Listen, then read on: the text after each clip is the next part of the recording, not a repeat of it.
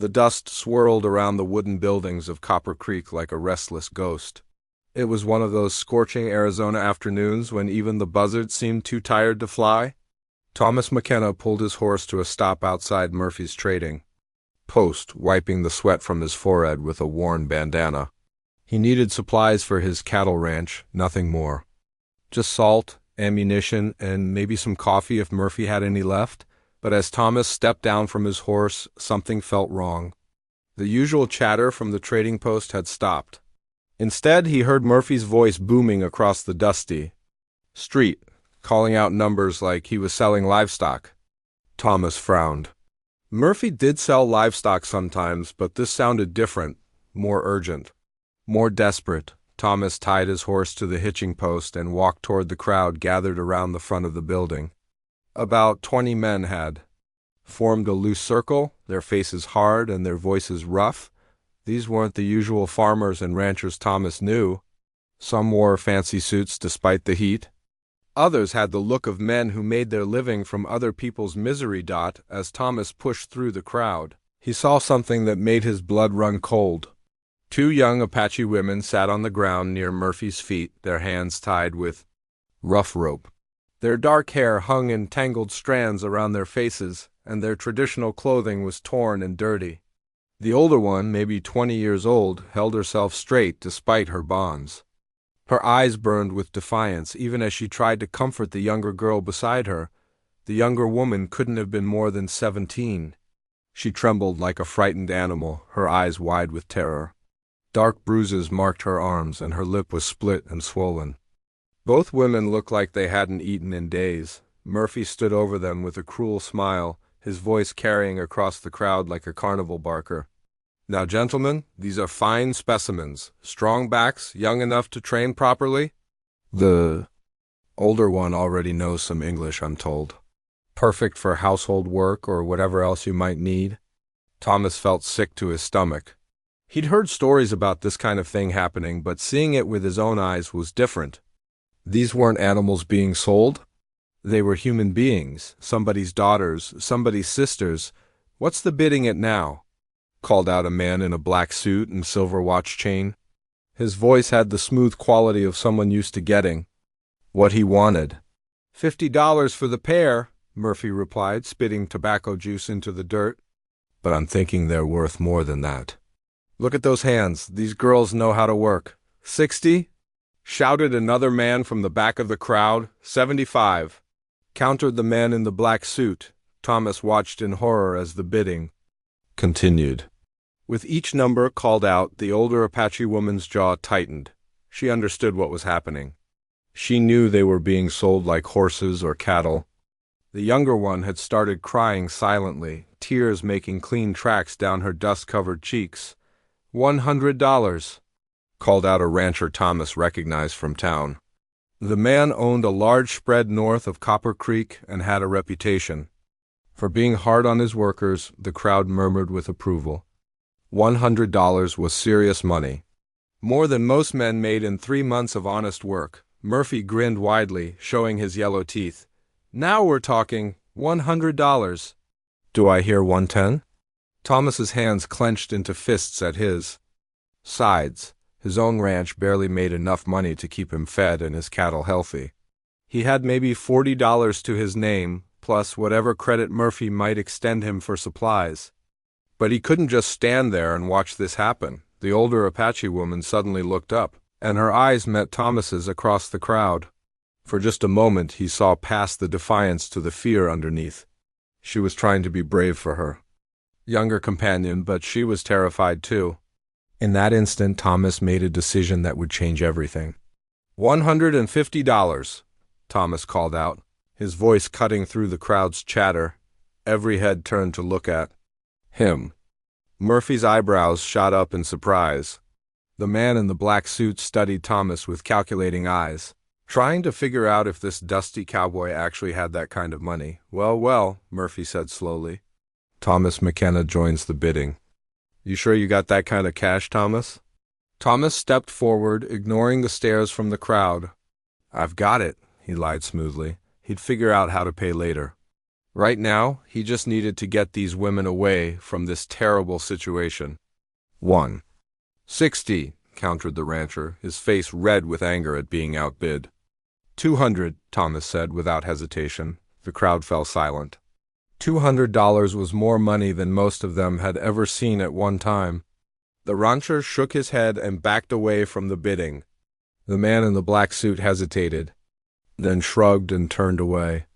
Nobody else spoke up. Murphy looked around the crowd, waiting for another bid. When none came, he slapped his hands together. Sold to Thomas McKenna for $200. As the crowd began to disperse, muttering among themselves about the unexpected turn of events, Thomas walked over to where the two women sat. Up close, he could see just how young they really were. The older one watched him approach with wary eyes, while the younger one seemed to shrink away in fear. Thomas knelt down slowly, trying not to make any sudden movements. He'd worked with spooked horses enough to know that frightened creatures needed gentle handling. "It's all right," he said softly, though he wasn't sure if they understood English. "I'm not going to hurt you." Murphy appeared beside him, rubbing his hands together greedily. "That'll be $200, Thomas. Cash money." Thomas stood up and faced the trading post owner. "I need to go to the bank first. Can you give me an hour?" Murphy's expression grew suspicious. "You better not be trying to pull something." "McKenna, I've got witnesses to this sale." "I'll be back," Thomas promised. "Keep them safe until I return." As Thomas walked toward the bank, his mind raced. He didn't have $200, not even close. But the bank president, Howard Wells, was a decent man who'd known Thomas's family for years. Maybe he could work something out. A loan against his ranch, or his cattle, or his future crops. The two Apache women watched him go, their futures hanging in the balance. The older one whispered something to her companion in their native language, her voice barely audible above the desert wind. Whatever happened next, Thomas was now responsible for their lives. And that was a weight he was determined to carry honorably. Thomas walked out of the bank with his heart pounding and $200 in his pocket. Howard Wells had agreed to the loan, but only after Thomas put up his entire ranch as collateral. If he couldn't pay back the money within 6 months, he'd lose everything his father had built. But right now, that seemed like a small price to pay for doing what was right.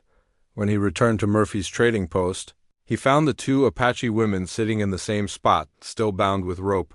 The crowd had mostly scattered, but a few. Men lingered around, probably hoping to see what the crazy cowboy planned to do with his expensive purchase.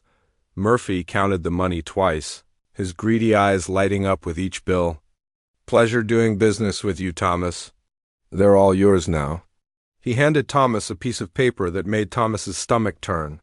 It was a bill of sale, like something you'd get for buying a horse or a cow. Thomas folded the paper and stuffed it into his pocket without looking at it. He knelt down beside the two women again, this time pulling out his knife. Both women tensed up, fear flashing in their eyes. The younger one let out a small whimper and tried to scoot backward. "Easy." "Now," Thomas said gently, showing them the knife before slowly reaching for the ropes around their wrists. "I'm just cutting these off." The older woman watched him carefully as he sawed through the rough rope. When her hands came free, she immediately rubbed her raw wrists and reached over to help her younger companion. Thomas could see the red marks. "Where the rope had cut into their skin, can you walk?" Thomas asked, standing up and brushing the dirt off his knees. The older woman nodded slowly. She helped the younger one to her feet, though the girl swayed a bit like she might fall over. Thomas instinctively reached out to steady her, but the older woman quickly stepped between them, her dark eyes flashing a warning she didn't trust him yet, and Thomas couldn't blame her for that. "My wagon's right over there," Thomas said, pointing to his horse and the small supply wagon he'd brought to town. "It's not much, but it'll get us out of here." As they walked slowly toward the wagon, Thomas could feel eyes watching them from every direction. Word was already spreading through town about what had happened. Some folks would think he was crazy for spending that kind of money. Others might think he had different plans for the women. Plans that made Thomas feel sick just thinking about. The older Apache woman helped her companion climb into the back of the wagon, then climbed up herself.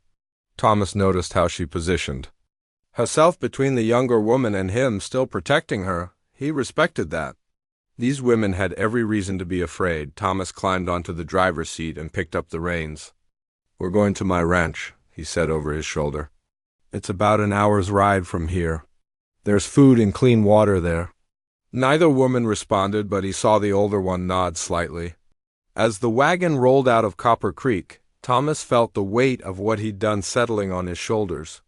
He just spent every penny he could borrow to buy 2 human beings. The very idea made him feel ashamed, even though he knew his intentions were good.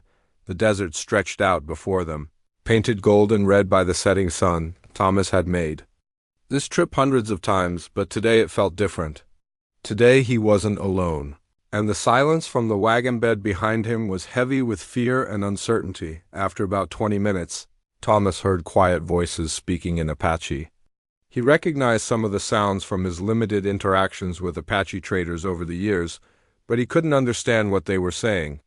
The older woman's voice was soft but urgent, like she was trying to explain something important. To her companion, Thomas cleared his throat and turned slightly in his seat. "My name is Thomas," he said slowly. "Thomas McKenna."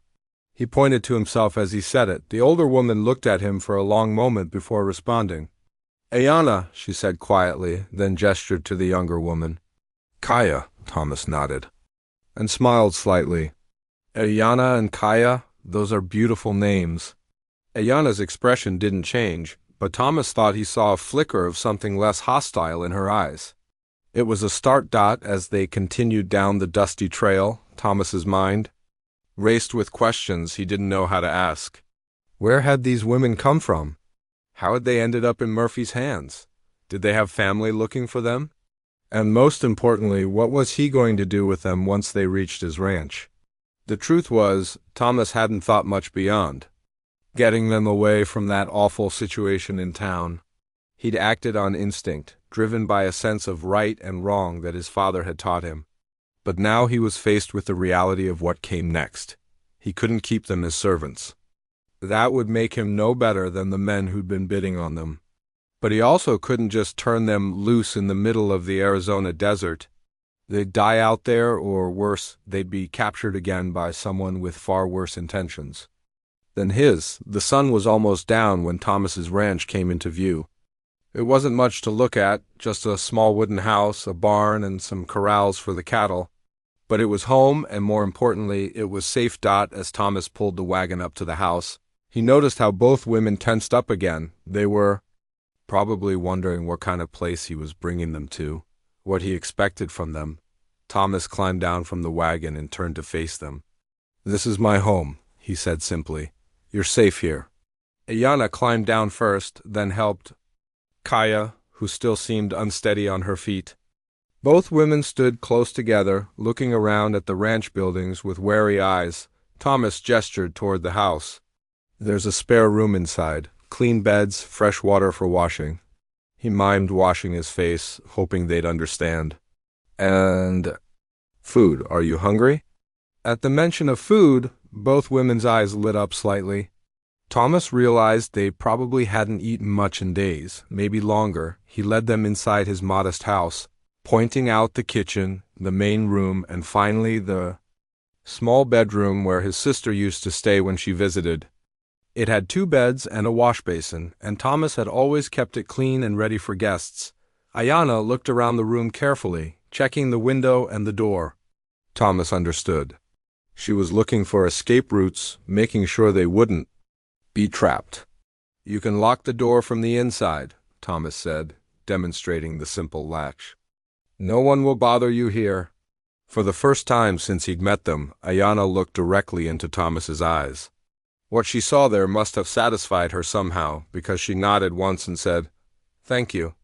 It was just 2 words, but they meant everything to Thomas. It was the first sign that maybe, just maybe, he could earn their trust. The first morning came too soon for Thomas. He'd barely slept, listening for any sounds from the spare room and wondering if Ayana and Kaya were planning to run away in the night. Part of him wouldn't have blamed them if they did. But when he quietly checked at dawn, they were still there. Huddled together on one of the beds like frightened birds, Thomas made his way to the kitchen and started preparing breakfast. He wasn't much of a cook, but he could manage eggs, bacon, and coffee. As the smell of food filled the small house, he heard movement from the spare room. Soft voices speaking in Apache, then the creak of floorboards. When Ayana appeared in the kitchen doorway, Thomas was struck by how different she looked. She'd washed her face and tried to fix her hair, though her clothes were still torn and dirty. Behind her, Kaya peeked out nervously, staying mostly hidden. "Good morning, Thomas," sighed, gesturing toward the table. "Please sit." Ayana studied the food on the table with cautious eyes. Thomas realized she might be worried it was poisoned or drugged. To ease her fears, he sat down first and took a big bite of eggs, then pushed the plate toward her. "It's safe," he said simply. Ayana sat down slowly, never taking her eyes off Thomas. She took a small bite, chewed carefully, then nodded to Kaya. The younger woman crept forward and sat beside her sister, grabbing a piece of bacon like she expected someone to snatch it away. They ate in silence for several minutes. Thomas watched as both women devoured the food, confirming his suspicion that they hadn't eaten properly in days. When they finished, Ayana looked up at him with something that might have been gratitude. "Thank you," she said again, her English heavily accented. "But clear. You speak English well," Thomas observed. "Some," Ayana replied. "Mission school. Before ...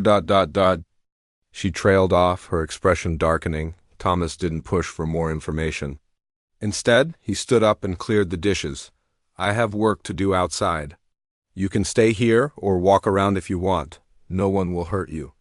Ayana translated quickly for Kaya, whose eyes widened with surprise. The idea of freedom, even limited freedom, seemed foreign to them. Thomas spent the morning tending to his cattle, but he found himself glancing back at the house every few minutes. Around midday, he saw the women emerge onto the front porch. Ayana looked around carefully before stepping into the yard, with Kaya close behind her. When Thomas walked back toward the house for lunch, he found Ayana examining his small vegetable garden. She was pointing to different plants and speaking to Kaya and Apache, her voice excited for the first time since he'd met her. "You know about gardening?" Thomas asked. Ayana nodded eagerly. "Yes, my grandmother, she teach me many plants. For food, for medicine." She knelt down and touched one of his struggling tomato plants. "This one's sick. Need different soil." Thomas was amazed. His garden had always been a disappointment, producing weak vegetables that barely fed him through the winter. "What does it need?" Ayana stood up and looked around the yard. She walked over to where his horses left droppings, then pointed to a spot where old leaves had collected. "Mixed together. Make soil strong." For the next hour, Thomas found himself following Ayana around his property as she examined his crops and explained what needed to be done. Her English improved as she got more excited about the plants, and even Kaya began to relax, sometimes adding comments in Apache that made Ayana smile. That afternoon, without being asked, Ayana began working in the garden. She showed Thomas how to prepare the soil mixture she'd described, and soon Kaya joined in. The younger woman said very little, but Thomas noticed she kept glancing at him when she thought he wasn't looking. As the days passed, a strange routine developed. Thomas would wake early and prepare breakfast, though he soon discovered that Ayana was a much better cook than he was. She began taking over the kitchen, preparing meals with wild plants she found around the ranch that Thomas had never known were edible. Kaya remained mostly silent, but she was always watching. Thomas realized she understood more English than she let on. Sometimes he caught her almost smiling at something he said, before she remembered to look suspicious again. On the fourth day, Thomas decided to test the waters. While Ayana was teaching him about a medicinal plant she'd found, he casually asked, "Where is your home, your family?" Ayana's face immediately closed off. She stood up quickly and backed away from him, her defensive walls slamming back into place. "I'm sorry," Thomas said quickly. I want to help you get back to them, if that's what you want." Ayana stared at him for a long moment. Why? She asked finally. Because it's right, Thomas said simply. You don't belong here with me, you belong with your people. Something shifted in Ayana's expression. She exchanged a quick look with Kaya, who had been listening from nearby. They had a rapid conversation in Apache, their voices urgent but quiet. Finally, Ayana turned back to Thomas. Our village. Soldiers came, fire, shooting. She made gestures to illustrate her words. Many dead, we run, but men catch us. Sell. It's just like animals. Thomas felt sick hearing the details, even told in such simple terms. I'm sorry, he said. That should never have happened. Our brother, our grandmother. Maybe they escape, Ayana continued. Maybe alive, we don't know. Where would they go? Thomas asked gently. Ayana pointed toward the mountains in the distance. Sacred places, hidden places, where white men don't go. Thomas nodded slowly. He was beginning to understand what needed to happen. These women needed to find their surviving family, and he was probably the only person who could help them do it safely that evening. As they sat around the small table eating dinner, Thomas made a decision. I want to help you find your family, he said. Both women looked up in surprise. Kaya said something quick in Apache, and Ayana shook her head. Too dangerous, Ayana said. Soldiers everywhere. They shoot Apache on sight. They shoot white man. Who helps Apache too? Maybe, Thomas agreed. But it's still the right thing to do. Ayana studied his face for a long time. Finally, she asked, why you help us? What you want, Thomas thought about how to explain it. My father taught me something, he said slowly. He said a man's worth isn't measured by what he owns or how much money he has. It's measured by how he treats people who can't help themselves. Ayana, translated for Kaya, who looked at Thomas with wide eyes. When Ayana finished, Kaya spoke for the first time since arriving at the ranch. She asks, Ayana translated, if you are a real person or spirit sent by ancestors. Thomas couldn't help but smile at that. Just a person, he said. A person who wants to do right. That night, for the first time since they'd arrived, Thomas heard quiet laughter coming from the spare room. It was a sound that gave him hope that maybe, just maybe, they were beginning to trust him. 2 weeks had passed since Thomas first brought Ayana and Kaya to his ranch. The morning routine had become comfortable now. Ayana would rise early to help with breakfast, while Kaya tended to the garden she'd helped transform from a struggling patch of dirt into something that actually looked like it might feed them through the winter. Thomas was mending a fence post when he noticed Ayana walking toward him, her expression more serious than usual. In her hands she carried a piece of charcoal and a flat piece of wood he'd given her to practice writing English letters. Thomas, she said, settling down on the ground beside where he worked, I show you something. She began drawing on the wood with careful strokes. First, she sketched the outline of mountains, then added a winding river. Her artistic skill surprised Thomas. The simple drawing seemed to come alive under her fingers. This our land, she said, pointing to different parts of the drawing. Here our village was. She marked a spot near the river with an X. Here. Sacred cave where grandmother take children when danger comes. Another mark, higher in the mountains. Thomas set down his tools and gave her his full attention. This was the first time Ayana had offered specific information about their homeland. How far? He asked. Ayana held up her fingers, counting slowly. 3 days walking, maybe 4, very hard path. Only Apache know the way. She continued drawing, adding more details. Soldiers' camps, dangerous passes, places where water could be found. Thomas realized she was creating a map, sharing knowledge that could mean the difference between life and death in that harsh country. Here, she said, drawing a series of rocks in a specific pattern.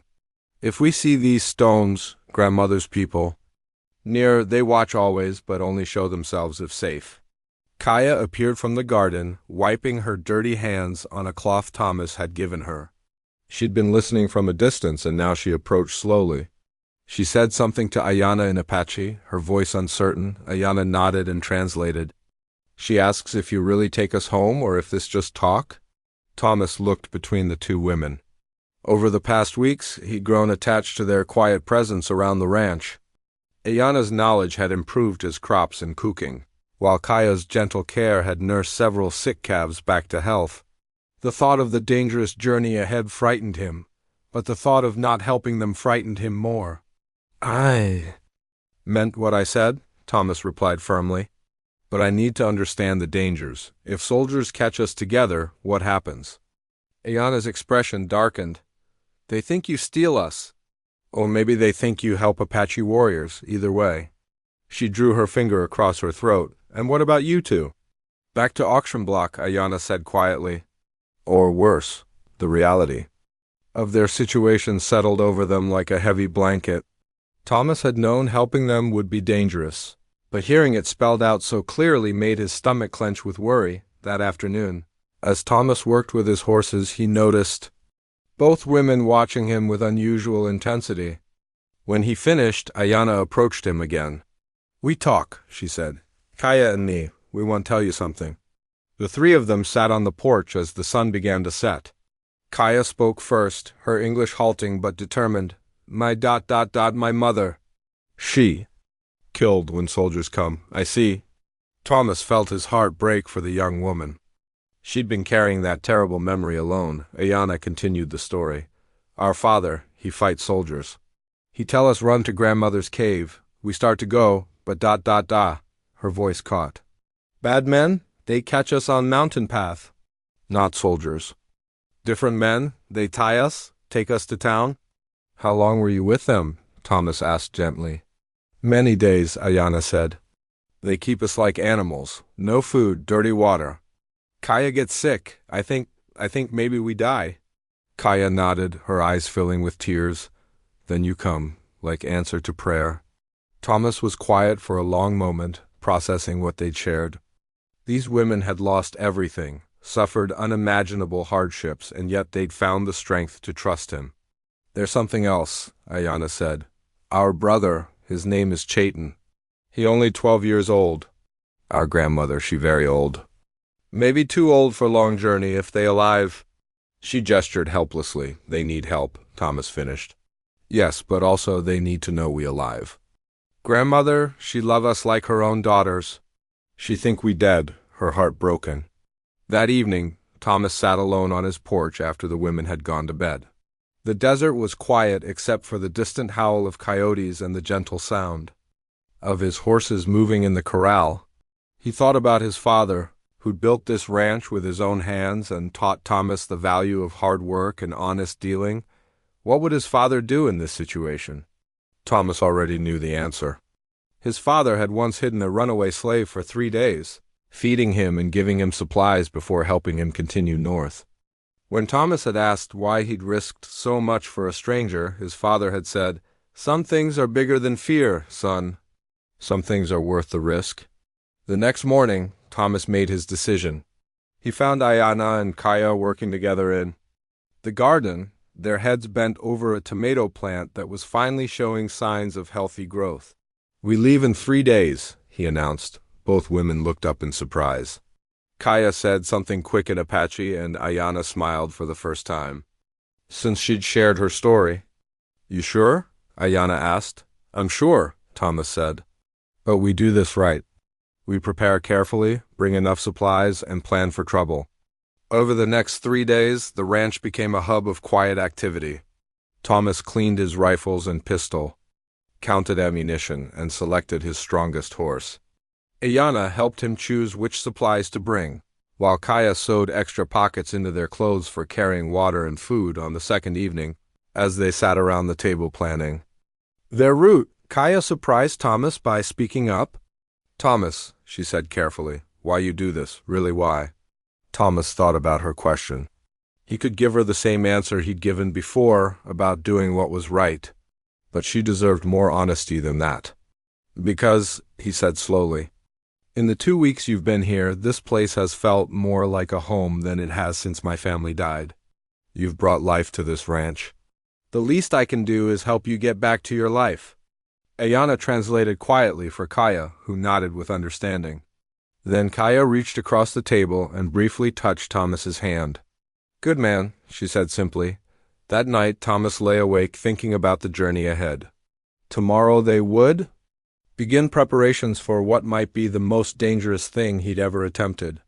But looking back at the past 2 weeks, seeing how Ayana and Kaya had slowly begun to heal from their trauma, he knew he was making the right choice. Some things were indeed bigger than fear. Some things were worth the risk. The morning of their departure came gray and cloudy, with the smell of rain in the air. Thomas had barely slept, his mind racing through all the things that could go wrong on their journey. He'd packed and repacked their supplies 3 times, checking every detail until Ayana finally put a gentle hand on his arm. "Too much worry make bad medicine," she said with a small smile. "We go now, or we never go." Thomas nodded and shouldered his pack. He'd left most of his cattle in the capable hands of his neighbor, Joe Peterson, with a story about needing to visit family in California. Joe had seemed suspicious, but hadn't asked too many questions. Some secrets were better left unspoken in this part of the country. They set out just as the sun broke through the clouds, riding Thomas's 3 strongest horses. Ayana rode behind Thomas on his mare, while Kaya managed her own horse with surprising skill. Thomas had worried about her riding ability, but she'd grown up with horses and handled the animal like she'd been born in the saddle. The first few hours passed quietly as they traveled south toward the foothills. Thomas knew these trails well from his cattle drives, but soon they'd be entering territory he'd only heard about in stories, Apache country, land that most white men considered too dangerous to cross. Around midday, they stopped to rest the horses and eat some of the dried meat Ayana had prepared. As they sat in the shade of a large rock formation, Thomas noticed smoke rising in the distance. "What's that?" he asked, pointing toward the thin column of gray smoke. Ayana shaded her eyes and studied the smoke carefully. Her expression grew tense. "Army patrol," she said. "They make camp for day." "Maybe 20-30 soldiers." Thomas felt his stomach drop. They'd barely started their journey and already they were running into trouble. "How far away?" 2 miles, maybe 3, Ayana replied. She spoke quickly to Kaya and Apache, and the younger woman's face went pale. "What do we do?" Thomas asked. Ayana was quiet for a moment, thinking. Then she pointed to a narrow canyon that cut between 2 rocky hills. "We go that way. Longer path, but safer. Army horses, they know like rocks. Too hard for them." They quickly packed up their things and headed toward the canyon. The path was rough and narrow, forcing them to ride single file. Thomas's horse picked its way carefully over loose stones and around boulders that had fallen from the canyon walls. Behind him, he could hear Ayana speaking softly to her horse in Apache, keeping the animal calm. The canyon seemed to go on forever, twisting and turning through the rocky landscape. Thomas was beginning to worry they'd gotten lost when Ayana called out from behind him. "Stop," she said urgently. Thomas pulled his horse to a halt and turned to see what was wrong. Ayana was pointing up at the canyon rim, where several figures had appeared against the sky. Even from a distance, Thomas could see they were Apache warriors, watching them with obvious suspicion. "Friends or enemies?" Thomas asked quietly. "Don't know yet," Ayana replied. She called out in Apache, her voice echoing off the canyon walls. One of the warriors responded, and a rapid conversation followed. Finally, Ayana relaxed slightly. "They know our grandmother," she said. "But they want to know why white man travels with us. What did you tell them?" "Truth, that you help us go home." One of the warriors began climbing down the canyon wall with the ease of someone who'd done it 1,000 times. He was young, maybe 20 years old, with traditional Apache clothing and paint on his face. He approached them carefully. His hand resting on the knife at his belt, he spoke to Ayana for several minutes, occasionally glancing at Thomas with curiosity rather than hostility. Thomas sat still on his horse, trying to look as non-threatening as possible. "His name is Nanton," Ayana explained. "He says soldiers came through yesterday asking about Apache women. They have big reward for information." Thomas's blood ran cold. How much of a reward? Ayana asked Nanton, who held up both hands twice. $200, she translated. The same amount Thomas had paid to buy them. Someone was very determined to get them back. Nanton continued talking, his voice becoming more urgent. Ayana's expression grew worried as she listened. "What's he saying?" Thomas asked. "He says Murphy from Trading Post. He tells soldiers you took us. Says you probably Apache sympathizer. They want to catch you too." Thomas felt the walls of the canyon seem to close in around him. He'd known this journey would be dangerous, but he hadn't expected to become a wanted man quite so quickly. Nantan gestured toward the way they'd come, speaking rapidly. Ayana nodded and turned to Thomas. "He says soldiers follow our trail, maybe half-day behind us. We need to move fast." "Can he help us?" Ayana asked, and Nantan shook his head sadly. "His people, they have own troubles. Soldiers looking for them too, but he tells us good path to grandmother's cave. Secret way soldiers don't know." Nantan pulled out a piece of bark and began scratching marks on it with a sharp stone. He was making a map, showing them a route that wound through hidden valleys and along ridgelines where horses could travel, but soldiers on foot couldn't follow. When he finished, he handed the bark to Ayana and spoke one final time before climbing. Back up the canyon wall with remarkable speed. What did he say? Thomas asked as they watched him disappear over the rim. "He says grandmother will be happy to see us alive, also says ... Ayana paused, looking at Thomas with something like amazement. "He says ancestors smile on white man who risks life for Apache daughters." They rode hard for the rest of the afternoon, following Nantan's directions through country that grew more wild and beautiful with each mile. Thomas had never seen landscape like this. Towering red rocks stretched toward the sky, and hidden springs created small oases of green in the desert. As evening approached, they made camp in a sheltered spot between two large boulders. Thomas was exhausted, but Ayana and Kaya seemed energized. They were getting closer to home, and it showed in their faces. While Thomas tended to the horses, the two women gathered firewood and prepared a meal from their supplies. As they worked, they talked quietly in Apache, and Thomas was struck by how different they seemed here in their homeland. More confident, more at peace, despite the danger following them. That night, as they sat around their small fire, Kaya spoke. More than she had since Thomas had known her. She pointed out stars and told him their Apache names, translated by Ayana. She explained how her grandmother had taught her to find direction by the stars, and how different constellations told the stories of their people. "Your grandmother sounds like a wise woman," Thomas said. "Very wise," Ayana agreed. "She lived through many troubles. Lost husband, lost sons, but never lost hope. She says hope is strongest medicine." As Thomas lay in his bedroll that night, listening to the wind whistle through the rocks, he thought about hope. These two women had lost everything, suffered terribly, and yet they still believed they could find their family and rebuild their lives. Their hope was infectious, and despite the danger they faced, Thomas found himself believing too, tomorrow would bring new challenges, and somewhere behind them, soldiers were following their trail. But tonight, under the vast desert sky, hope felt stronger than fear. The second day of their journey began before sunrise. Thomas woke to find Ayana already up, studying the bark map Nantan had given them and listening carefully to the sounds of the desert awakening. Her face was tense with concentration. "Problem?" Thomas asked quietly, not wanting to wake Kaya. "Maybe," Ayana whispered back. "Birds are quiet, too quiet, something wrong." Thomas listened and realized she was right. Yesterday the desert had been alive with birdsong, but this morning felt eerily silent. Even the insects seemed to be holding their breath. Kaya stirred and sat up, immediately sensing the tension.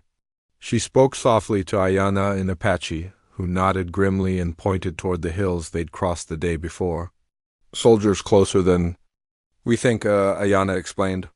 "They travel at night to avoid heat. Smart, but make noise in dark. They packed quickly and quietly, eating cold food rather than risking a fire that might give away their position." As they prepared to mount their horses, Thomas heard something that made his heart race.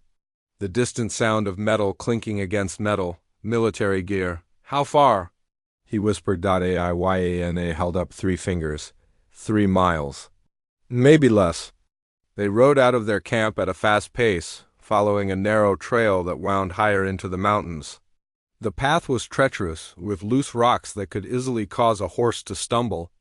but it was their only chance to stay ahead of their pursuers. As the sun climbed higher, the temperature rose quickly. Thomas was sweating heavily, and he could see that their horses were struggling with the steep climb. Behind them, dust clouds marked the progress of their pursuers, who seemed to be gaining ground despite the difficult terrain. Around midday, they reached a narrow pass between two towering rock formations. Ayana called for a halt and studied the area carefully. She pointed to marks carved into the rock that Thomas would never have noticed. Apache trail signs, she explained, very old. My people use this path for many generations. The marks seemed to tell her something important, because her expression grew hopeful for the first time that day. She spoke rapidly to Kaya, who smiled and nodded. What is it? Thomas asked. Hidden water, Ayana said, and maybe help. She led them off the main trail and down a steep slope covered with loose stones. Thomas had to trust his horse completely as they descended into what looked like a dead-end canyon. But halfway down, Ayana guided them behind a massive boulder, and suddenly they were in a hidden valley. The valley was like a secret garden in the middle of the desert. A clear spring bubbled up from the rocks, creating a small pool surrounded by green grass and even a few trees. It was the most beautiful sight Thomas had seen since leaving his ranch, but what really caught his attention were the people waiting for them. An elderly Apache man sat in the shade of the largest tree, his weathered face creased with age and wisdom. Beside him sat a woman about Ayana's age, holding a baby that couldn't have been more than a few months old. Two young Apache men stood nearby, their hands resting casually on their weapons, but their expressions friendly. Ayana let out a cry of joy and practically fell off her horse.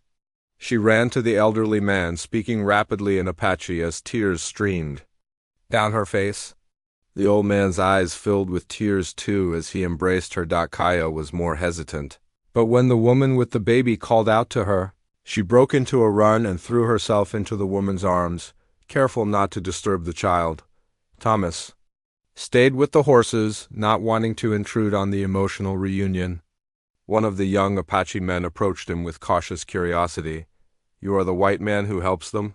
He asked in surprisingly good English. Yes, Thomas replied simply. I am called Swift Fox, the man said. This is my uncle, Standing Bear, and my sister, Morning Star, with her child. He gestured toward the people with Ayana and Kaya. These women, they are family to us. Their grandmother is sister to my grandfather. Thomas nodded, beginning to understand the complicated family connections. Are you traveling to the same place we are? Yes, Swift Fox replied, but we bring bad news. Soldiers came to the sacred cave 3 days ago. They did not find the hiding place, but they camped nearby. Very dangerous now. Thomas's heart sank. They'd come so far, risked so much, only to find their destination crawling with soldiers. Ayana approached them, her face showing both joy and worry. Swift Fox tells you about soldiers? Yes, Thomas said. What do we do now? There is another way, Standing Bear said, speaking in English that was slow but clear. Longer path, through secret canyons. But first we must lose soldiers who follow. You? How? Swift Fox smiled, and Thomas saw mischief in his expression. Apache know these mountains for many generations. We know every hiding place, every water source, every path. Soldiers, they know nothing. The plan Swift Fox explained was both simple and brilliant. The group would split up, with Swift Fox and the other young warrior leading Thomas's horses in one direction, while the rest of them continued on foot through passages too narrow for horses. The soldiers would follow the horse tracks, giving the main group time to reach safety. But what about you? Thomas asked Swift Fox. Won't you be in danger? These mountains are our home, Swift Fox replied confidently. We disappear like smoke when we need to. As they prepared to separate, Morning Star approached Thomas. She spoke to him in Apache, her voice warm and grateful. Ayana translated. She says her baby will carry the story of the white man who brought the lost daughters home. She says this will be told around Apache fires for many generations. Thomas felt overwhelmed by the honor.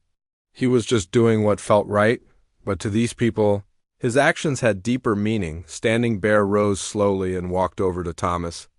The old man studied his face for a long moment, then placed a weathered hand on Thomas's shoulder. "In our tradition," he said carefully, "when a man risks his life for Apache family, he becomes Apache family. Your brother now?" The ceremony was brief but moving. Standing Bear spoke words in Apache while touching Thomas's forehead, heart, and hands. When he finished, Thomas felt different somehow. Changed. He'd started this journey as a stranger, helping 2 women in need. Now he was part of something larger. They said goodbye to Swift Fox and his companion, watching as they rode away with the horses, leaving clear tracks for the soldiers to follow. Then the remaining group began walking deeper into the hidden valley, toward passages that would take them to places white men had never seen. As they walked, Kaya surprised Thomas by taking his hand. "Thank you," she said simply, "for everything." Behind them, they could hear the distant sounds of soldiers entering the valley, their voices echoing off the rocks as they discovered the horse tracks. But those tracks would lead them far away. From the real prize, ahead lay the final stage of their journey, through secret paths known only to the Apache. Thomas looked back once at the valley where his old life had ended and his new one as an Apache brother had begun. The desert wind carried the sound of their pursuers growing fainter, while ahead the mountains held the promise of home. The narrow canyon passage felt like walking through the bones of the earth itself. Thomas had to turn sideways in some places where the red rock walls pressed so close together that his shoulders nearly touched both sides. Above them, only a thin strip of blue sky was visible, making the passage feel like a natural tunnel carved by ancient waters. Standing Bear moved through the canyon with surprising grace for his age, never hesitating at the many forks and turns in the path. Behind him, Morning Star carried her baby while Ayana and Kaya followed, their faces showing the strain of the difficult journey but also growing excitement as they got closer to home. Thomas brought up the rear, marveling at how the Apache could move so silently over the rocky ground. His own boots seemed to echo loudly despite his efforts to step carefully. Every sound made him worry that somehow the soldiers might hear them, even though Swift Fox had assured him the passages were unknown to white men. After 2 hours of walking through the twisting canyon, they emerged onto a ledge that offered a breathtaking view of the desert below. Thomas could see for miles in every direction, and far in the distance he spotted dust clouds that marked where the soldiers were still following the false trail left by Swift Fox. "They are many miles from us now," Standing Bear said with satisfaction. "Swift Fox leads them to canyon with no exit. They will spend full day finding way out." As they rested on the ledge, sharing water and dried food, Morning Star's baby began to fuss. The sound echoed off the canyon walls, and everyone froze. In this quiet place, even a baby's cry could carry far. Morning Star quickly began nursing the child, humming a soft Apache lullaby that seemed to calm not just the baby, but the whole group. The melody was hauntingly beautiful, and Thomas found himself thinking about how music could cross any language barrier. "My grandmother taught me that song," Ayana said quietly. "She sang it to me when I was frightened. She will sing it to this little one soon," Standing Bear said with confidence that Thomas admired. Despite all the dangers they faced, the old man never seemed to doubt they would reach safety. They continued climbing for another hour until they reached what appeared to be a solid rock wall blocking their path. Thomas looked around in confusion, wondering if they'd taken a wrong turn. But Standing Bear walked straight to the wall and disappeared. Thomas blinked in amazement. Where the old man had been standing, there was now only empty space. A hidden opening in the rock, invisible until you were right on top of it. One by one, they squeezed through the narrow entrance and found themselves in a vast hidden canyon that took Thomas's breath away. The canyon was like a lost world, filled with green grass, flowing water, and trees that provided blessed shade from the desert sun. But what really amazed Thomas were the people. Dozens of Apache families had made their homes in this secret place. Children played by the stream while women worked on crafts and men tended small fires. Everyone looked up as the newcomers entered, their faces showing curiosity and hope. Then Thomas heard a sound that made his heart leap with joy, a young voice. crying out in Apache, filled with pure happiness. A boy about 12 years old came running toward them, his face shining with tears and excitement. "Chaitan!" Ayana screamed, and suddenly she was running too. The reunion between the three siblings was one of the most beautiful things Thomas had ever witnessed. They held each other and cried and laughed and spoke all at once in Apache, their voices overlapping in a symphony of joy. Kaya, who had spoken so little during their journey, was now chattering excitedly, telling their brother everything that had happened. But it was the next reunion that truly broke Thomas's heart. From a shelter built against the canyon wall, an elderly woman emerged slowly, leaning heavily on a walking stick. Her hair was white as snow, and her face was deeply lined with age and sorrow. But her eyes, those dark eyes that reminded Thomas immediately of Ayana, were sharp and alert. The woman stopped when she saw the group, her hand flying to her mouth. For a moment she seemed frozen in disbelief. Then Ayana called out, "Grandmother?" And the old woman dropped her walking stick and opened her arms. The three grandchildren rushed to her, and she gathered them close like a hen protecting her chicks. Thomas could see her lips moving in what looked like prayers of gratitude, her weathered hands touching their faces as if to make sure they were real. Standing Bear approached his sister and spoke to her quietly in Apache. She looked up at Thomas, with eyes that seemed to see straight through to his soul. Then she spoke, her voice strong despite her age. She says, Standing Bear translated, that the spirits told her in a dream that her lost granddaughters would return with a white man who had the heart of an Apache. She has been waiting for you. The old woman walked slowly toward Thomas, studying his face with intense concentration.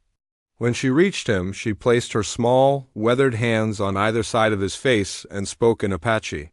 She says, Ayana translated, tears streaming down her face, that you have given her back her reason for living. She says the ancestors will bless you for many generations for what you have done. Thomas knelt down so he was at eye level with the elderly woman. I'm honored to meet you, grandmother, he said simply. She smiled then, a smile that transformed her entire face and made her look decades younger.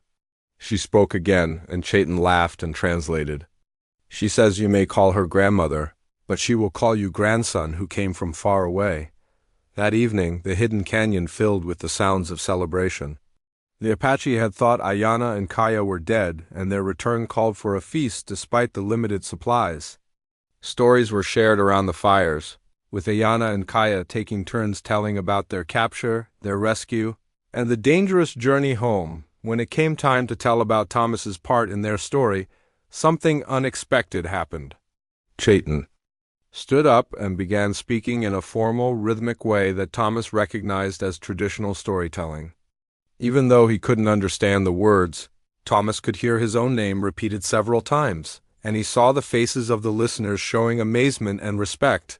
What is he saying? Thomas asked Ayana quietly. He tells the story of the white cowboy who paid all his money to buy his sister's freedom, then risked his life to bring them home, she replied. He says the story will be remembered as long as Apache people exist. Later that night, as Thomas lay on a soft blanket near the dying fire, he reflected on the incredible journey that had brought him to this place. 3 weeks ago he'd been a lonely rancher struggling to make a living from stubborn cattle and poor soil. Now he was part of an Apache family, sleeping in a hidden canyon that most white men would never see. Tomorrow would bring new decisions. The soldiers would eventually give up their search and return to their posts, but the danger wouldn't be over. These people needed a permanent safe haven, and Thomas was beginning to understand that his part in their story might not be finished yet. But tonight, listening to the gentle sounds of the stream and the soft breathing of people finally reunited with their family, Thomas felt a peace he'd never known before. Sometimes the best journeys were the ones you never planned to take.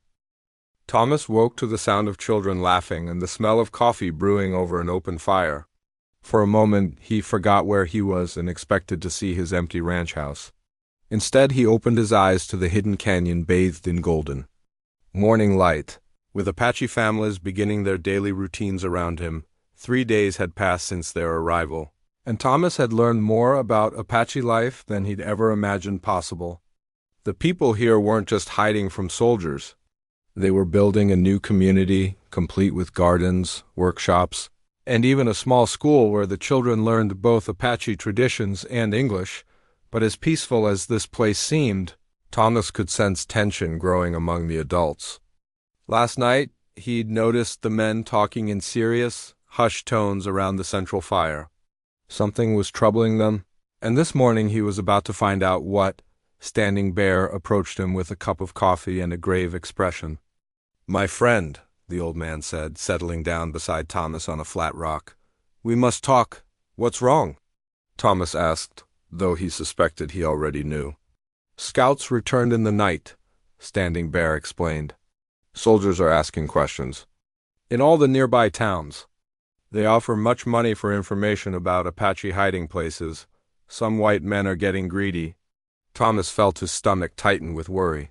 "How much time do we have?" "Maybe 1 week, maybe 2, but sooner or later, someone will talk. This place has been secret for many generations, but secrets don't last forever when there is gold involved." As if sensing their conversation, other Apache men began gathering around them.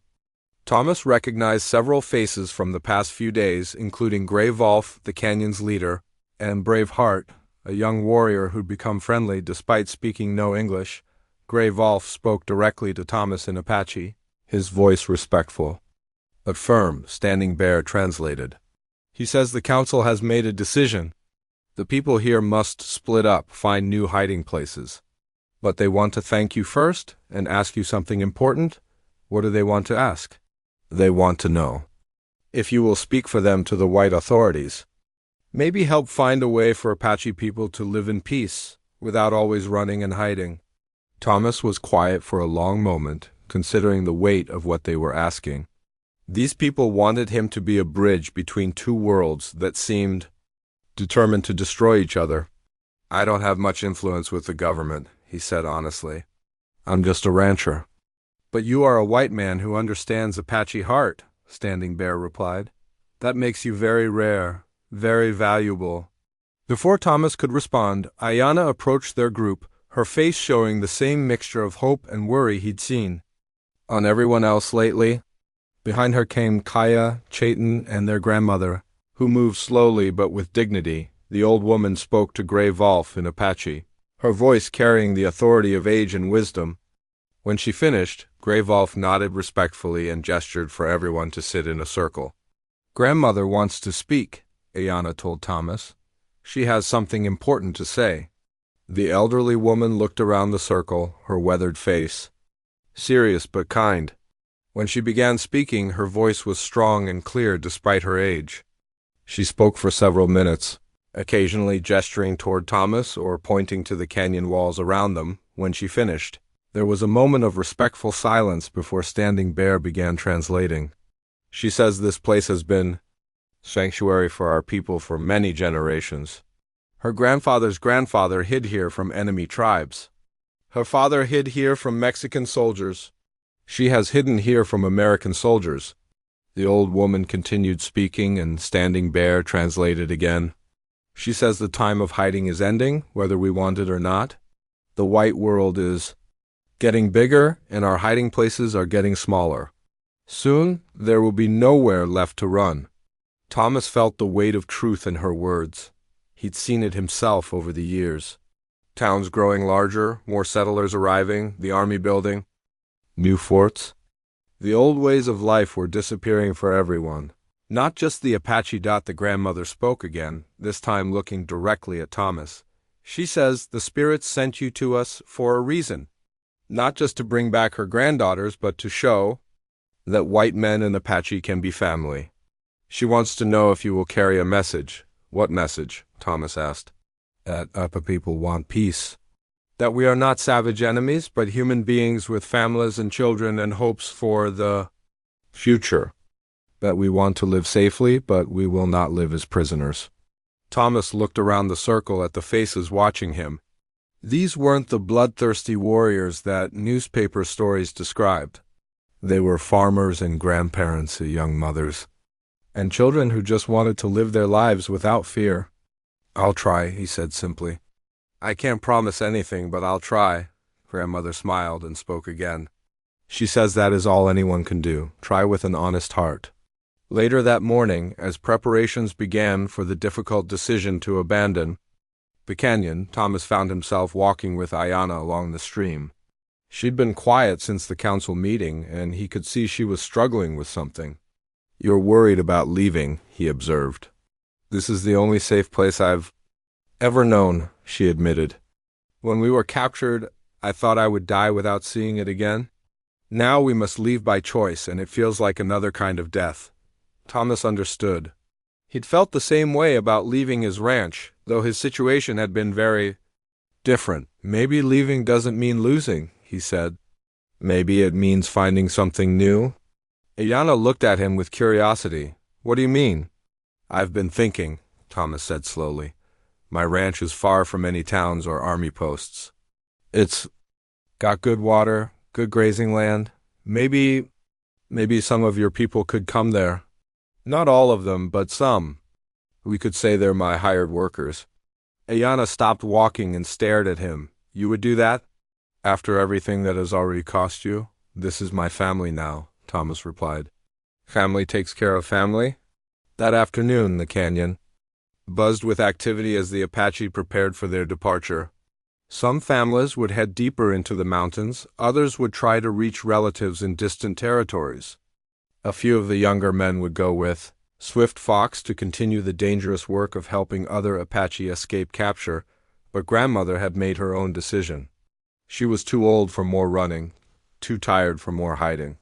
She would come with Thomas, along with Ayanna, Kaya, and Chaitan. Standing Bear and Gray Wolf would also join them, bringing the group to 7 people. As the sun began to set on their last day in the hidden canyon, the entire community gathered for a farewell ceremony. Songs were sung, stories were told, and gifts were exchanged. Thomas received a beautiful Apache knife from Gray Wolf and a small pouch of sacred corn pollen from Grandmother. "For luck on new journey," she said in her careful English. When it came time for Thomas to speak, he stood before the gathered people and tried to find words adequate for the moment. "3 weeks ago, I thought I was just buying supplies in town," he began. "I never imagined I would find a new family or that my life would change so completely." He paused, looking at the faces watching him in the firelight. "You've taught me that courage isn't about not being afraid. It's about doing what's right even when you are afraid. I promise I will carry your story to anyone who will listen, and I will do everything I can to help find a better way forward." The next morning, as their small group prepared to leave the canyon forever, Thomas took one last look around the hidden sanctuary. Soon it would be empty, its secrets safe once again. But the people who had lived here would carry its spirit with them to whatever new home they could build. As they walked through the narrow entrance for the last time, Thomas realized that going home had taken on a whole new meaning. They weren't just returning to his ranch. They were carrying the hope of an entire people toward an uncertain but hopeful future.